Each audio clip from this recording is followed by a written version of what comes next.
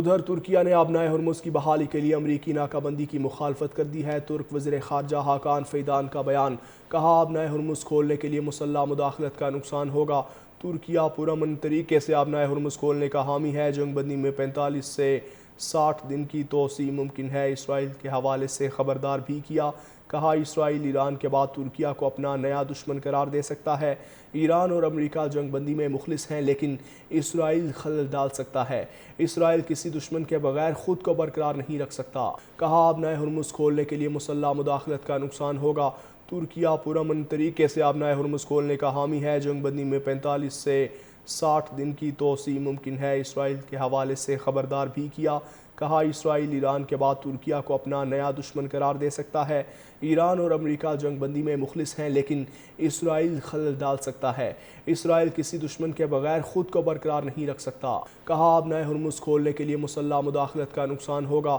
ترکیہ پرامن طریقے سے آبنائے ہرمز کھولنے کا حامی ہے۔ جنگ بندی میں 45 سے 60 دن کی توسیع ممکن ہے۔ اسرائیل کے حوالے سے خبردار بھی کیا، کہا اسرائیل ایران کے بعد ترکیہ کو اپنا نیا دشمن قرار دے سکتا ہے۔ ایران اور امریکہ جنگ بندی میں مخلص ہیں، لیکن اسرائیل خلل ڈال سکتا ہے۔ اسرائیل کسی دشمن کے بغیر خود کو برقرار نہیں رکھ سکتا، کہا آبنائے ہرمز کھولنے کے لیے مسلح مداخلت کا نقصان ہوگا۔ ترکیہ پرامن طریقے سے آبنائے ہرمز کھولنے کا حامی ہے۔ جنگ بندی میں 45 سے 60 دن کی توسیع ممکن ہے۔ اسرائیل کے حوالے سے خبردار بھی کیا، کہا اسرائیل ایران کے بعد ترکیہ کو اپنا نیا دشمن قرار دے سکتا ہے۔ ایران اور امریکہ جنگ بندی میں مخلص ہیں، لیکن اسرائیل خلل ڈال سکتا ہے۔ اسرائیل کسی دشمن کے بغیر خود کو برقرار نہیں رکھ سکتا، کہا آبنائے ہرمز کھولنے کے لیے مسلح مداخلت کا نقصان ہوگا۔ ترکیہ پرامن طریقے سے آبنائے ہرمز کھولنے کا حامی ہے۔ جنگ بندی میں 45 سے 60 دن کی توسیع ممکن ہے۔ اسرائیل کے حوالے سے خبردار بھی کیا، کہا اسرائیل ایران کے بعد ترکیہ کو اپنا نیا دشمن قرار دے سکتا ہے۔ ایران اور امریکہ جنگ بندی میں مخلص ہیں، لیکن اسرائیل خلل ڈال سکتا ہے۔ اسرائیل کسی دشمن کے بغیر خود کو برقرار نہیں رکھ سکتا، کہا آبنائے ہرمز کھولنے کے لیے مسلح مداخلت کا نقصان ہوگا۔ ترکیہ پرامن طریقے سے آبنائے ہرمز کھولنے کا حامی ہے۔ جنگ بندی میں 45 سے 60 دن کی توسیع ممکن ہے۔ اسرائیل کے حوالے سے خبردار بھی کیا، کہا اسرائیل ایران کے بعد ترکیہ کو اپنا نیا دشمن قرار دے سکتا ہے۔ ایران اور امریکہ جنگ بندی میں مخلص ہیں، لیکن اسرائیل خلل ڈال سکتا ہے۔